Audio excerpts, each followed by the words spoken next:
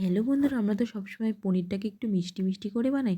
আজকে একটু অন্যরকমভাবে বানাই, চলো দেখাচ্ছি কীভাবে বানাচ্ছি। প্রথমে ভালো করে আমি পনিরগুলোকে ভালো করে ভেজে নেব। এদিকে আমি বড় সাইজে 3খানা পেঁয়াজ নিয়েছি, পেঁয়াজটাকে বেটে নেব মিক্সার গ্রাইন্ডারে। বেটে নেওয়ার পরে এদিকে আমি কড়াইতে যে তেলটা ছিল সেই তেলের মধ্যে দুটো তেজপাতা, গোলমরিচ, এলাচ আর সব ফোড়ন দিয়ে দেবো। পনিরটা ভালো করে ভেজে নিচ্ছি, বেশি কড়া করে ভাজবো না, হালকা লাল করে ভাজবো। এদিকে ফোড়নগুলো আমি দিয়ে দিলাম। দিয়ে দেওয়ার পর আমি এখানে দিয়ে দেবো আস্তে আস্তে ভালো করে মশলাটা দেখবে ভাজা ভাজা মতো হয়ে গেছে। হয়ে যাওয়ার পর আমি দিয়ে দেবো পেঁয়াজ বাটা। পেঁয়াজ বাটাটা ভালো করে কষিয়ে নেব। যখন দেখবো তেল ছেড়ে এসছে তার মধ্যে দিয়ে দেবো আন্দাজ মতো আদা রসুনের পেস্ট। ভালো করে দিয়ে দেখো আমি ভালোভাবে নাড়াচাড়া করছি যাতে মশলার মধ্যে কোনো কাঁচা গন্ধ না থাকে।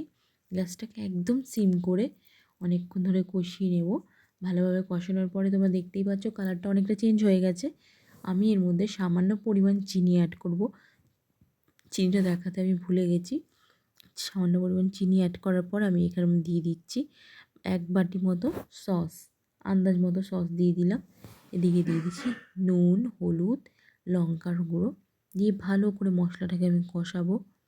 যখন দেখবে মশলা থেকে কালার বেরিয়ে এসছে, যেহেতু পেঁয়াজ ভাজার সময় আমি চিনি দিয়েছিলাম ওই জন্য কালারটা খুব সুন্দর এসছে। দেখো তোমরা দেখলেই বুঝতে পারবে অনেকটা চেঞ্জ হয়ে গেছে। এবার সামান্য পরিমাণ গরম জল দিয়ে দেবো, দিয়ে ভালো করে কষাবো। যখন দেখবো মশলাটা পুরো ভাজা ভাজা হয়ে গেছে বা কাঁচা মশলার গন্ধ নেই, এর মধ্যে আমি দিয়ে দেবো পনিরগুলো। দিয়ে সামান্য পরিমাণ জল দিয়ে ফুটিয়ে নেব ভালোভাবে। ফুটিয়ে নেওয়ার পরে আমি এর মধ্যে দিয়ে দিচ্ছি সামান্য পরিমাণ জল দিয়ে ভালো করে কষিয়ে নেব। বেশি অতিরিক্ত জল দেব না, আন্দাজ মতো জল দেবো। দেখো মশলা থেকে তেল ছেড়ে এসছে কি সুন্দর। এরপর আমি এর মধ্যে দিয়ে দেবো পনির দিয়ে সামান্য পরিমাণ জল দিয়ে একটু ফুটিয়ে নেব। ফুটিয়ে নেওয়ার পরে আমি এর মধ্যে দিয়ে দেবো একটুখানি 1 চামচ মতো ঘি আর কিছুটা পরিমাণ গরম মশলা আন্দাজ মতো। এইভাবে পনিরটা একদিন রান্না করে খেয়ে দেখো, সত্যি অসম্ভব টেস্টি হয়েছিল পনিরটা। পনির এমন একটা রেসিপি যেমনভাবে করো খুব ভালো লাগে, কিন্তু ঝাল পনিরটা বেশ টেস্টি লাগছিলো।